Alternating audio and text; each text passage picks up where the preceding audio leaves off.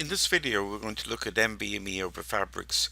Many of you are familiar with NVMe devices, perhaps in the form of M.2. Typically NVMe is a local interconnect where you would connect directly into your PCIe bus. NVMe over Fabrics gives us a way of extending the connectivity across a network such as TCP. There are a number of different standards involved. The one we'll focus on will be TCP since it's a ubiquitous network. We'll use VirtualBox to create two virtual machines. One will be the client machine and the other one will be the target machines. We're going to use Ubuntu 1904 Server Edition to achieve this. So the first thing we're going to do is start up VirtualBox. Select the menu and do New. Give the node a name. We're going to call it My Target Node, and we'll select another location. The default here is not suitable. I'll just put it into documents for the moment. We want to select Linux, and then in the final drop down we'll use Ubuntu 64-bit. Select Next. Depending on how much memory you have, you may be able to use 4 gigs for each of the machine. If not, you can probably get away with 2 gigabytes, but we'll select 4 here. Create a virtual hard disk now, and we'll use the VirtualBox image format, dynamically allocated, and what we'll do is use 40 gigs, not 400. Okay, create the virtual disk. Before we start this, we need to go into settings and make some changes. So on the network side, I want to select a second adapter. We'll select host only adapter. So this second network will be the private network between both the client and the server node. Next we'll go to storage and we'll select the Ubuntu image that would have been previously downloaded, and then finally we'll look at system. Let's look at the processor. This is a fairly powerful system, so I'll give it 2 CPUs. Select OK. We'll do the same for the client node, New, and we'll call it My Client Node. Again, we'll use the documents folder to store the data. Select Linux and Ubuntu 64-bit. Next. Again, I'm going to give this 4 gigs of RAM. Create a hard disk now, exactly as we did before, dynamically allocated. We'll set the disk to be 40 gigs and create.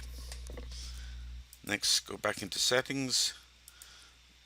On the storage side, we want to boot from the virtual image, so we'll select Ubuntu from the drop down. Go to network, enable the network adapter, and use host only. And again, we'll use 2 CPUs for this configuration. And we'll select OK. Alright, so the first thing we'll do is select the target node, start. And we'll bring up the system.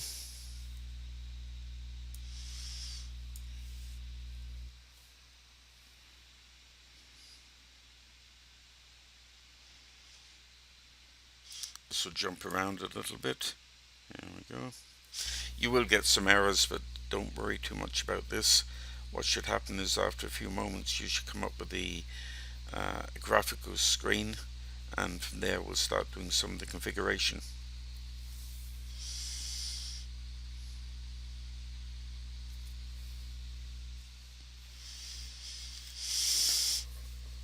Okay, so in this session we're going to select English as the default language.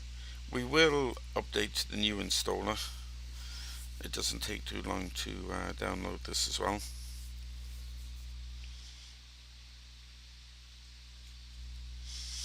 Alright, keyboard, in my case US keyboard, and on the network side we are going to leave the first network EMP0S3 as DHCP, but on the second network we'll select enter and edit IP version 4.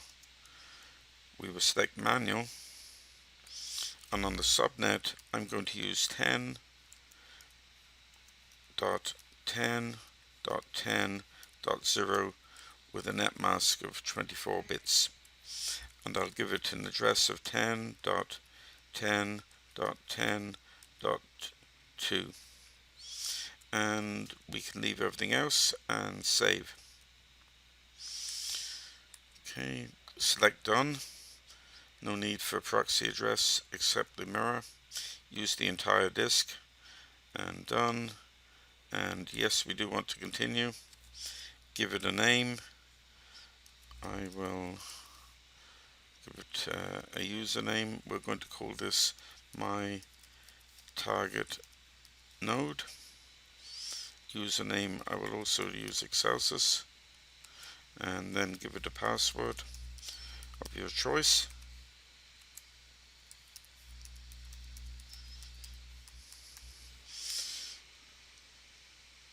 And select done.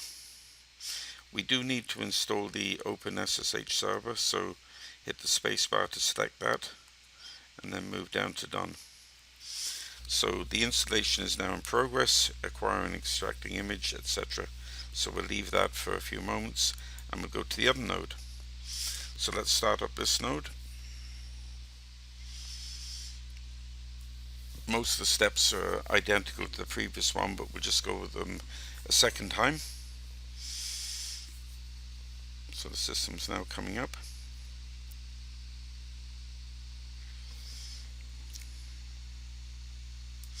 Again, you can ignore those errors safely.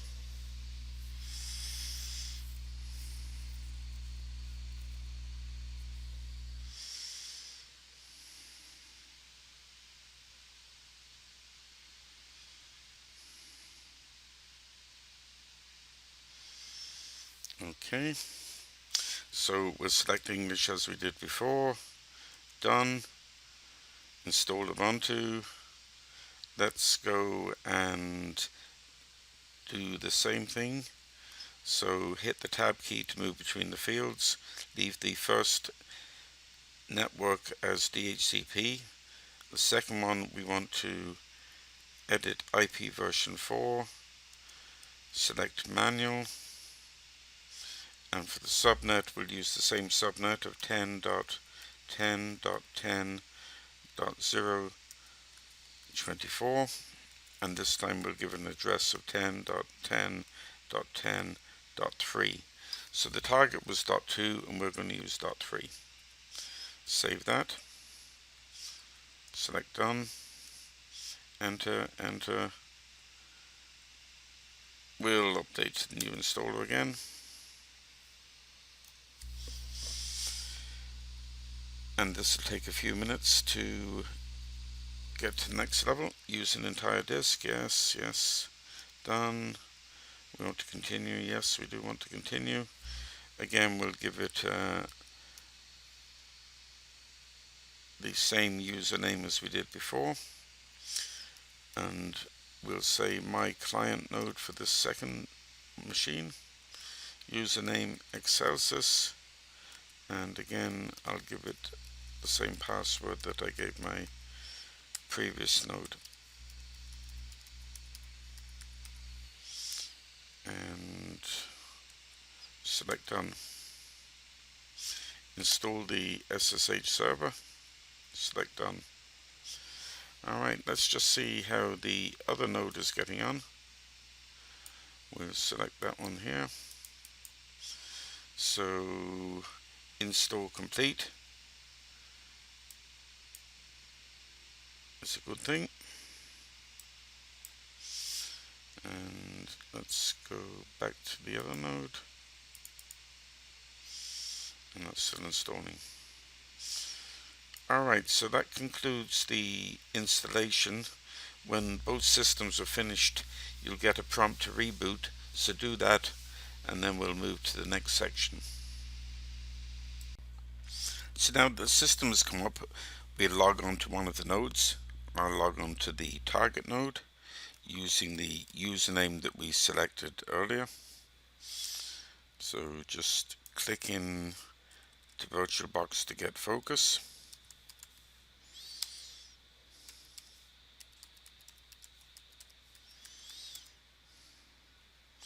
Alright, let's just have a look at the network configuration using IPA. So we can see the ENP0S8 has got the IP address of 10.10.10.2, and ENP0S3 has got the IP address that's been assigned through DHCP. So we will check connectivity to the other node by doing ping 10.10.10.3, and that's responding. So at this point we need to load some modules. We'll go into the /etc folder,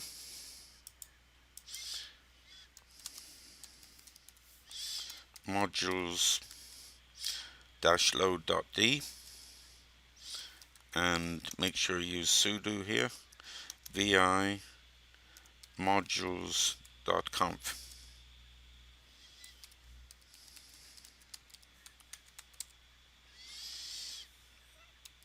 Insert the following lines: NVMe T for target and NVMe T-TCP. Save that file. Use modprobe, again doing sudo modprobe NVMe T and modprobe NVMe T-TCP.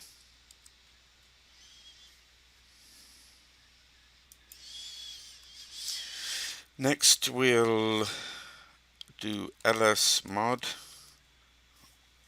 and to see if these modules are running. So ls mod, and we'll pipe it into grep NVMe, and we can see NVMe T and NVMe TCP. We now need to go to the other node, the client node,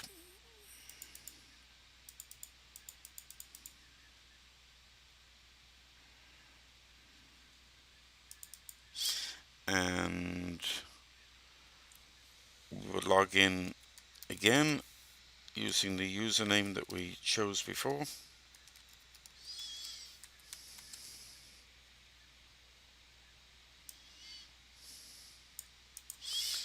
And move into that same directory.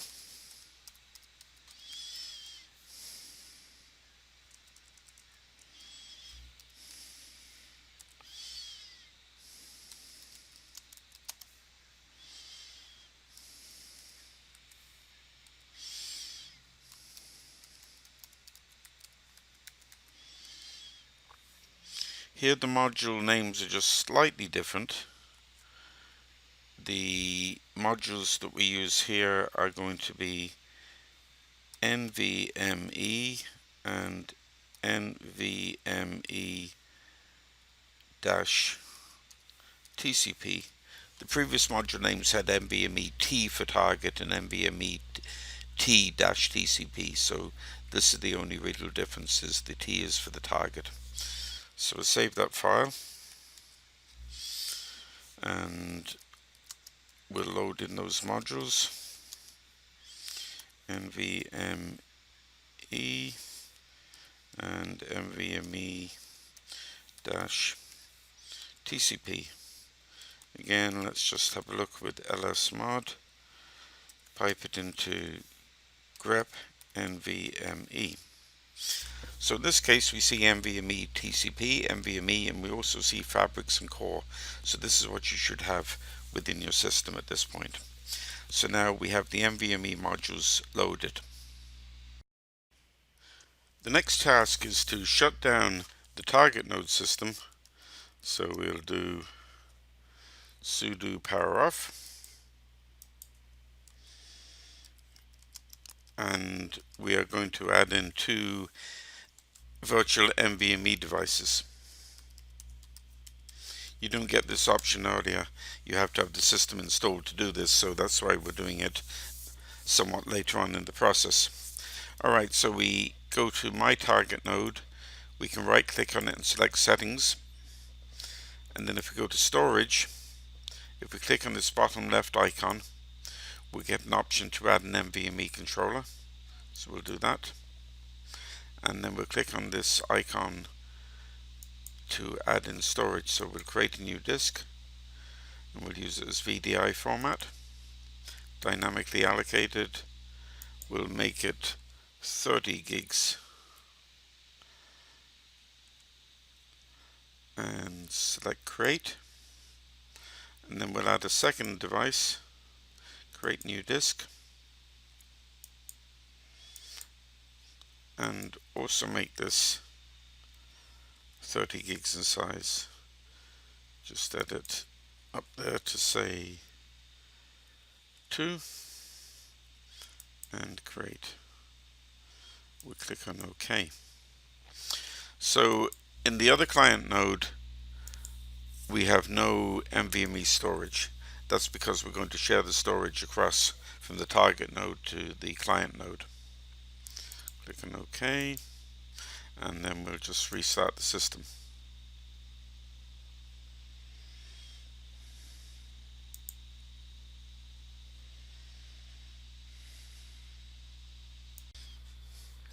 So I've changed the color scheme somewhat to make it a little bit easier to see. So first thing we want to do after logging in is to see if these new devices are seen. So we do lsblk, and you can see NVMe 0N1 and NVMe 0N2 are there. Now we have to next make a few folders. So we're going to make a folder and call it NVMe target 1, say. Just spell that right, target 1.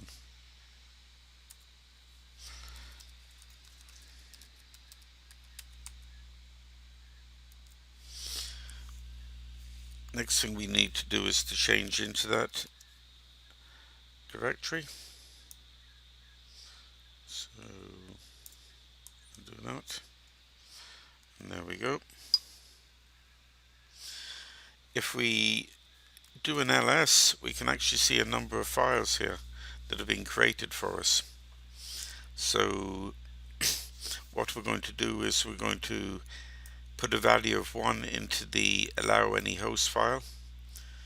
By doing this, we won't be blacklisting anything. All devices will be allowed access. So echo 1, pipe it into T, the name of the file, allow underscore any underscore host, and redirect it to /dev/null. So we're putting a value of 1 in there to allow all hosts to connect. Next thing we want to do is to make a subdirectory under namespaces. So we'll do sudo mux namespaces, and we'll give it a unique number of 1.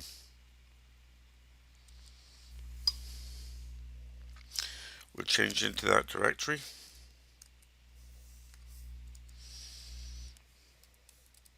And if we look there, we see a number of files as well which need to be populated. So the first one we're going to do is to populate the device path with the device that we just recently added, NVMe 0N1.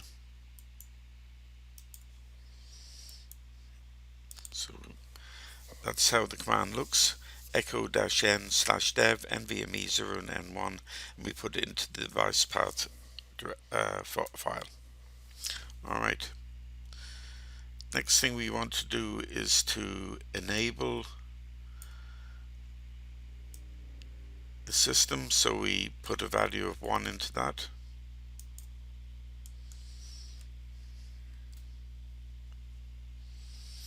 Now we need to make a ports directory.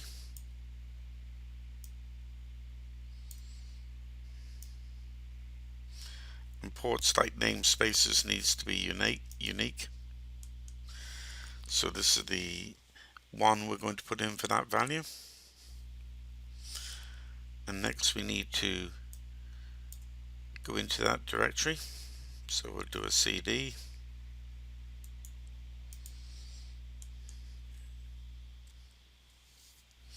Let's just have a little look around there. And we can see a number of different files there as well. So we will populate some of these. First of all, let's just refresh ourselves with the network configuration. We said earlier that we would use DHCP, and then on EMP0S8 we would use the 10.10.10 subnet. So here we have 10.10.10.2. So what we need to do here is we need to type in echo this IP address 10.10.10.2, and we want to pipe that echo command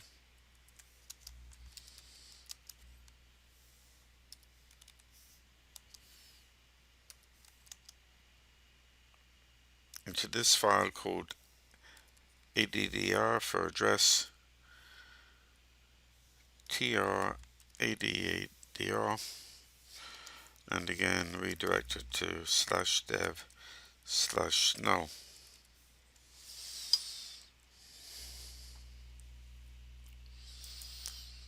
The next thing we want to do is to set a value of TCP for the transport type. We do that with this command. There's the TCP, and we've echoed that one in. Now the next command is the transport service ID. In our case it corresponds to the network port. So what we're going to put in here is the value 4420. And there we go. Then we need to put in the IP version, which in our case is IP version 4.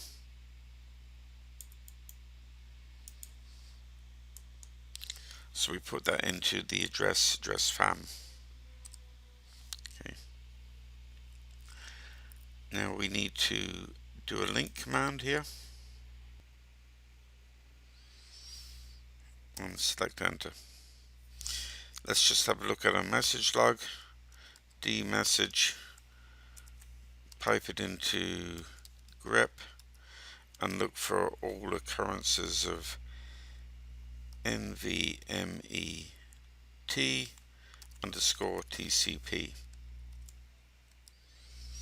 and there we go. Alright, we've configured everything on the target side. We now need to move over to the client side. So let's log on with SSH.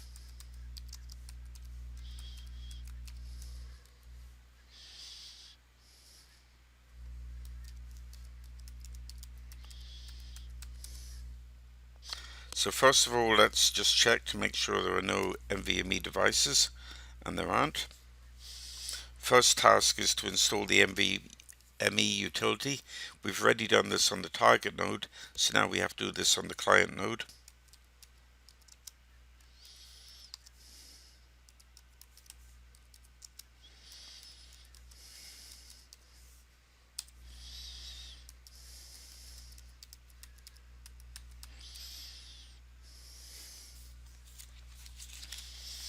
Alright, the utility has now been loaded. The next thing we need to do is to issue a discover command.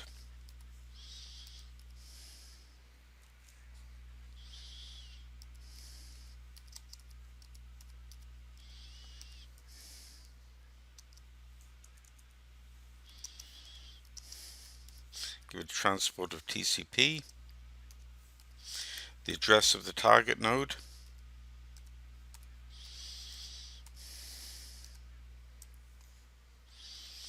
and then we need to give it the transport service ID, or the network port number that we defined as 4420. And there we go. We can see that the system's been discovered, sub NQN NVMe target 1, which is what we defined in our directory at the very beginning. So the next task is to connect to that. So sudo NVMe connect -t TCP -NQN NVMe target 1. Give it the address of the target node,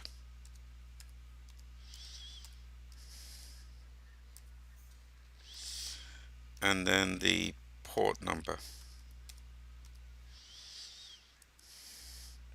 Now if we do lsblk, we can see the device there, NVMe 0N1. So we can go in now and we can create a partition. So let's go into parted, sudo parted /dev/NVMe 0N1. Let's make a GPT label.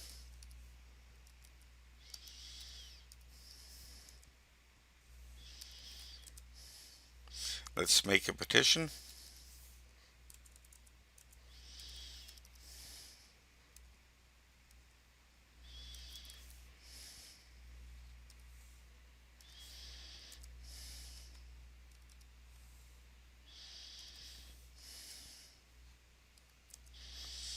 And now if we do lsblk, we can see the partition there, NVMe 0N1P1.